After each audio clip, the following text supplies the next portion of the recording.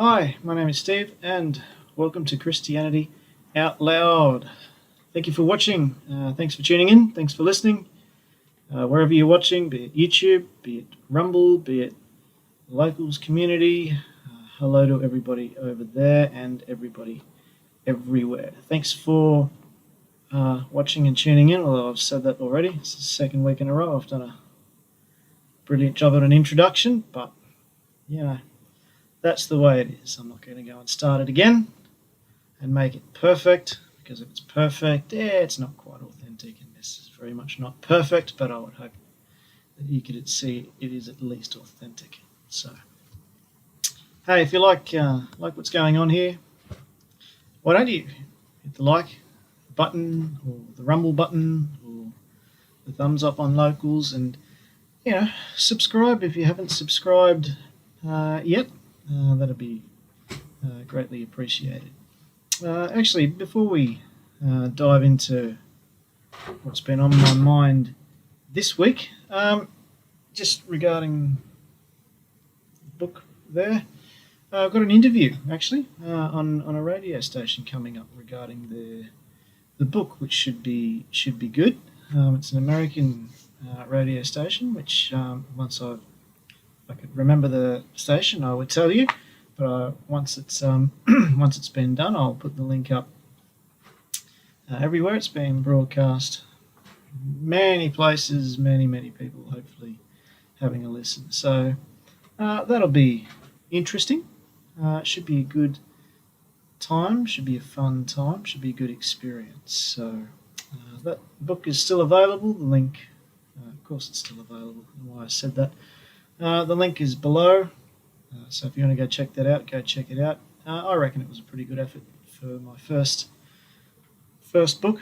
I had really good feedback from everybody who's read it, so it's always a good thing as well. It's also available Amazon, a few other places, so just if you don't want to have a look at the link, just Google search book and my name, and that'll come up. So there's that.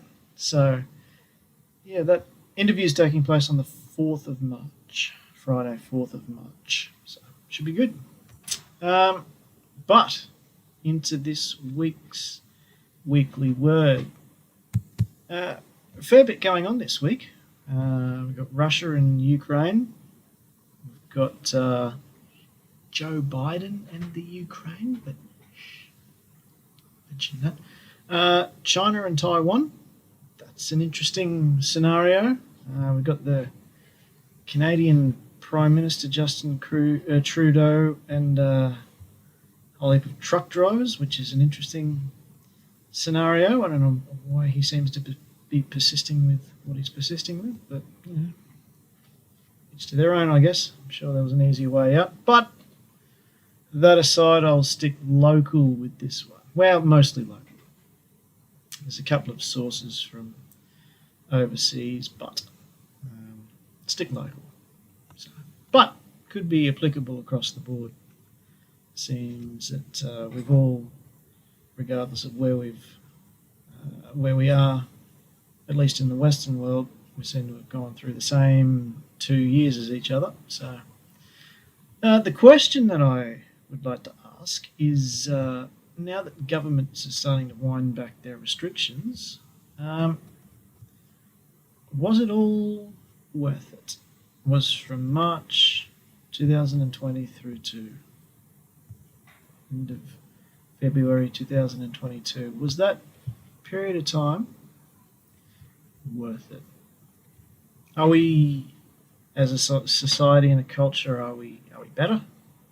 Are we more evolved? Are we more civilized? Are we more tolerant than, I don't know, say the end of 2019? Possibly a leading question, but state borders here in Australia closed. Cannot pass. In direct contravention, mind you, of the Australian Constitution, which says states shall not forbid free travel between the states, but they did, and who knew that decision was going to be upheld by the High Court of Australia. People stranded away from their homes for months, locally and internationally.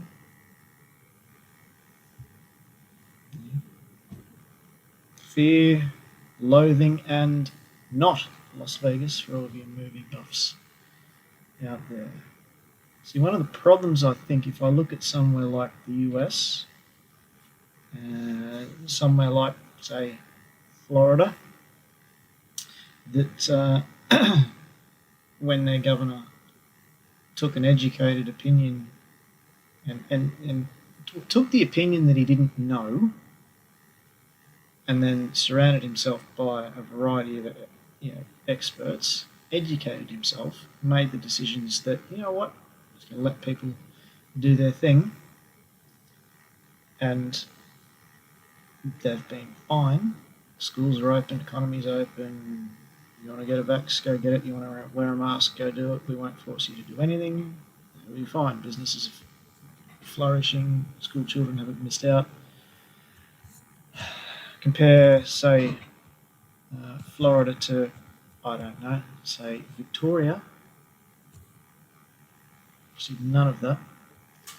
Yeah, fear, loathing, and not Las Vegas. Get myself sidetracked. Fear, fear of everything. Fear of everything. Fear of everyone. Fear of every public place and public space and public circumstance. And if I'm driving on my own, in my own car, I must wear a mask because of fear. And not necessarily just fear of virus, fear of sickness, but fear of government. I don't know whether that's a good place to be. Loathing of anyone not covering their face with a piece of cloth. Anyone holding to the radical idea that a medical treatment should be, I don't know, an individual choice. I wasn't aware that so many scientific and medical experts existed, and particularly of all places on social media, because doctors have got nothing better to do than post all over Facebook. It's funny. I was listening to an interview with Charlie Kirk, and if you know who he is, if you don't, you can go and look him up yourself. I don't particularly follow him per se. I don't know too much about him. Things I've heard him say seem reasonable, but I'm not an avid follower of his as such. But yeah, we made a very interesting point, and rather than claim it as my own, all credit to him, and I'll do my best to remember it and paraphrase it, and probably not do it as eloquently and articulately as he did. But his point was, we've come out of this, and it's been, trust the science. You don't trust the science. You're not following the science. What does that actually mean? I mean, there is science, and then there is science. There is science, which is what we know. Laws of gravity, laws of thermodynamics, laws of thermodynamics. I'll get my teeth and tongue in the right place. Laws of inevitable decay, E equals mc squared.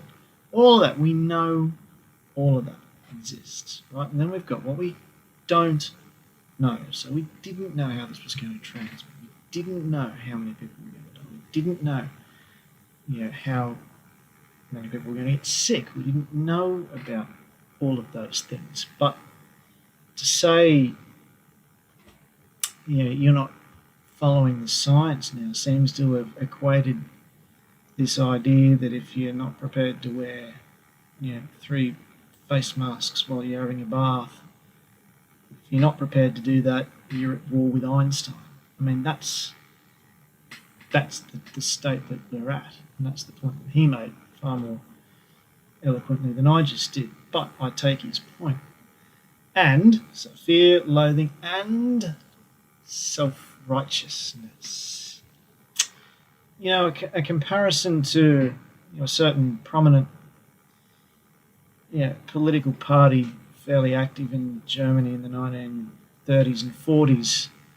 I don't want to mention the name because the comparison is made far too often. I think you know who I'm talking about. But these ideologies, they start by othering a group of people. By saying, oh, you are the others. Calling it a pandemic of the unvaccinated, for example. Othering a group of people, calling for their social and cultural ostracization, the introduction of what is essentially a social credit type system, showing papers before you enter a restaurant or a cafe or any sort of venue. Yeah. And finally, a headline from the, granted, Washington Times, but that's why I used the Washington Times. Lockdowns had little or no impact on COVID-19 deaths, a new study shows. And that study is from, all places, Johns Hopkins University, or at least the people who are associated with Johns Hopkins University. Quoting from the article, we find no evidence that lockdowns, school closures, border closures, limiting gatherings have had a noticeable effect on COVID-19 mortality, the researchers wrote. But the research paper said lockdowns did have devastating effects on the economy and contributed to numerous social ills. Well, they have contributed to reducing economic activity, raising unemployment, reducing schooling, causing political unrest, contributing to domestic violence, and undermining liberal democracy. The report said such a standard benefit-cost calculation, or said cost-benefit, but benefit-cost calculation leads to a strong conclusion. Lockdowns should be rejected out of hand as a pandemic policy instrument, the paper concluded.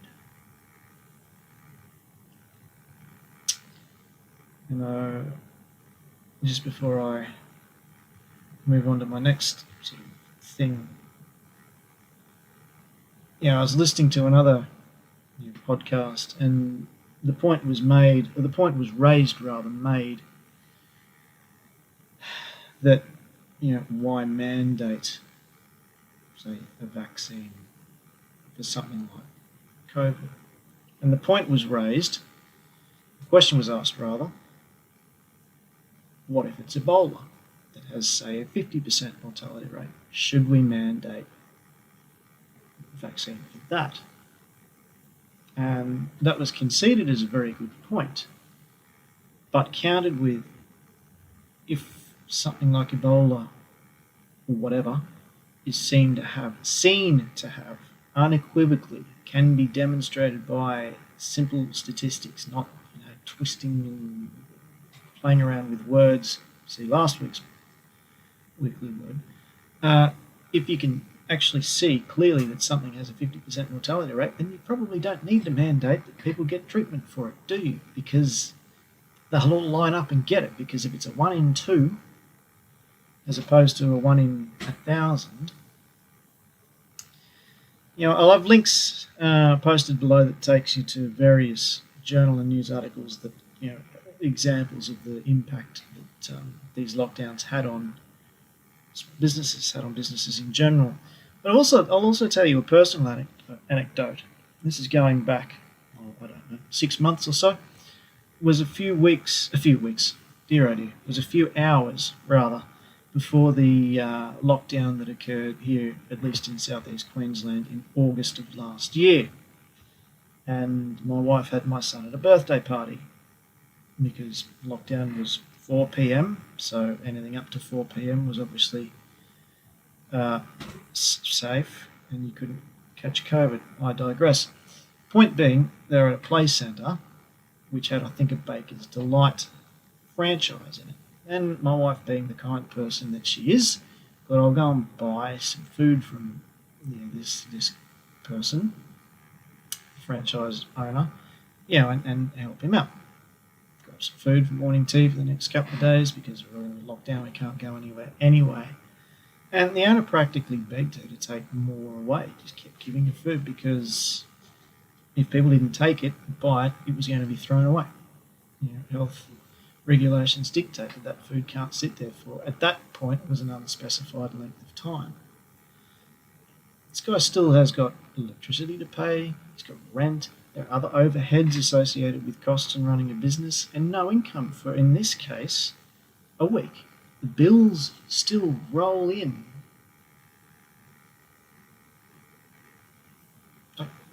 Where's the benefit of a lockdown for him?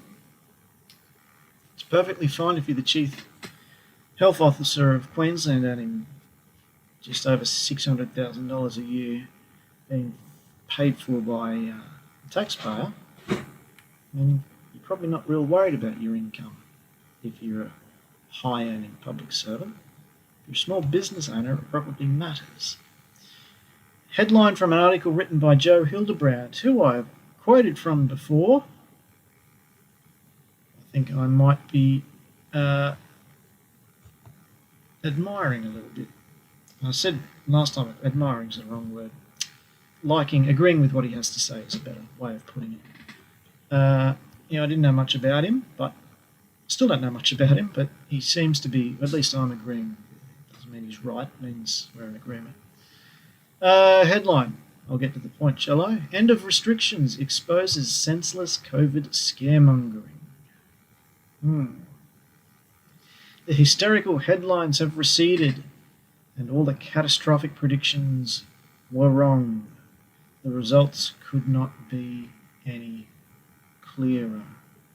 And I will post that link below as well.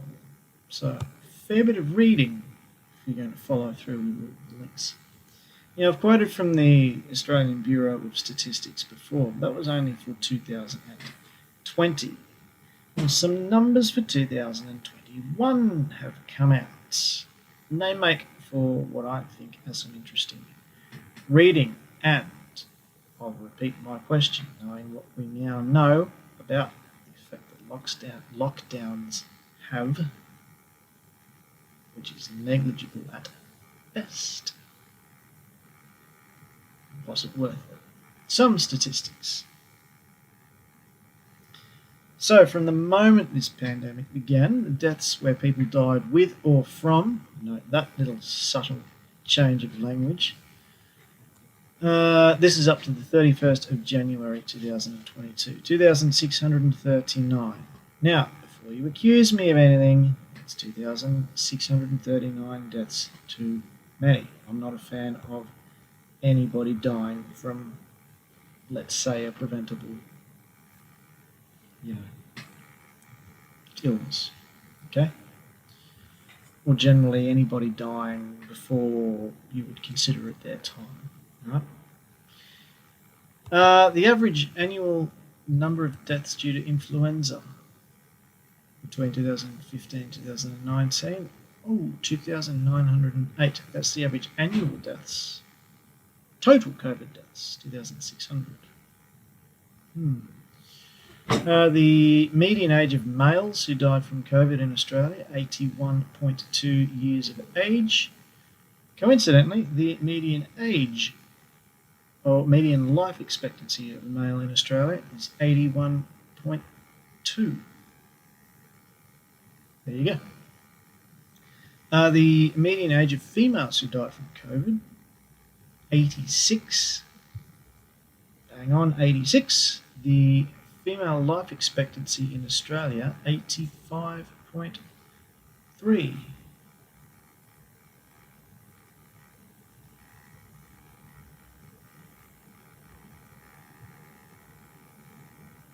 So is that worth it? Was the past 2 years worth it? All of this. I mean, we have a problem already in society with children being addicted or having addictions, increasingly becoming addicted to electronic devices. So, what better way to solve this than locking them in their own homes, conducting school online and have them stare at a screen all day?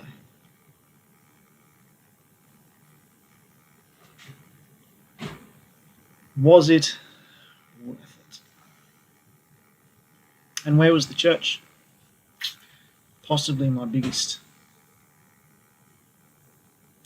gripe or frustration.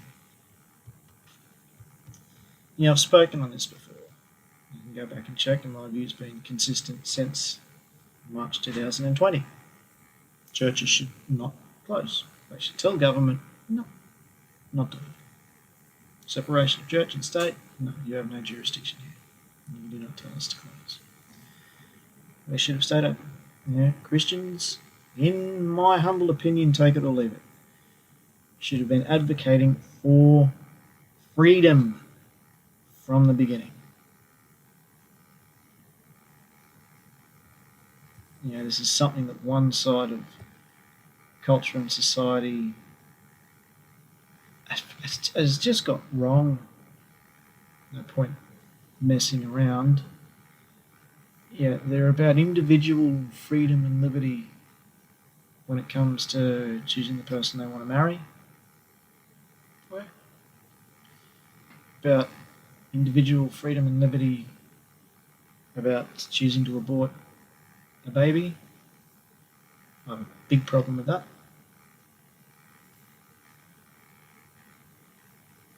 There's individual liberty surrounding the choice of euthanasia. I have a philosophical objection to that, but ultimately, as an adult, you can make your own choice.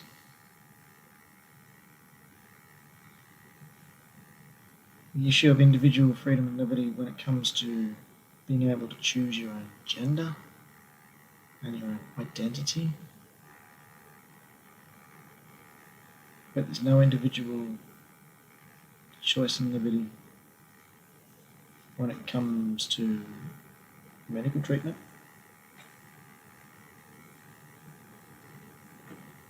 Freedom. Freedom from the beginning. This period of time may have provided churches with a new way of communicating with people, a new way of reaching people via technology. But is that really what we should be about? We can gather for church online. A community is a community, and a community only works and a community only survives if it continues to be a community, commune, together. I don't think the last 2 years has been worth it. Not for that number of deaths. And don't accuse me of saying I want anyone to die or I don't care. No, not true. But the closure of schools, for example, if we're going to say we're going to close schools because this virus could hurt our children, okay.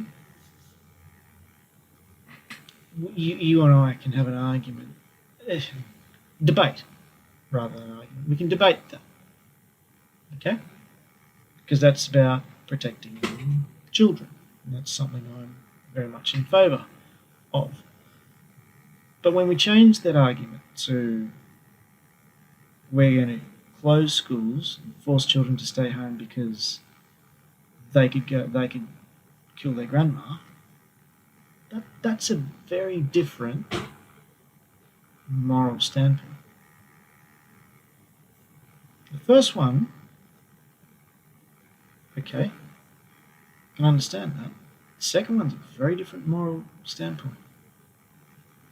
And they should not be argued as if they are the same.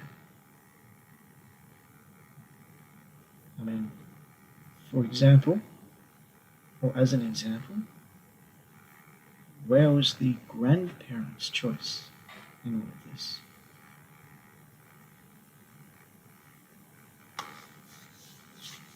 I don't think this has been worth it. And I think people should be held accountable for the past 2 years. I really do. I don't know what that means. I don't know what that looks like. And I'm fully understanding of the fact that it probably won't happen. Someone like Premier Daniel Andrews in Victoria probably won't be held to any serious account. the Victorian opposition is not holding them to account. It's the same here in Queensland. I think the state government should be held accountable for the decisions that were made. The state opposition is nowhere. The state opposition is not standing up for small business. It's not standing up for individual rights, individual freedom, the idea of choice. They're not. They're just not. So, I'll leave you with some paraphrasing from Galatians 5. I may have quoted from Galatians 5 before. If I have, that's because it's good. Quote from Galatians 5 again.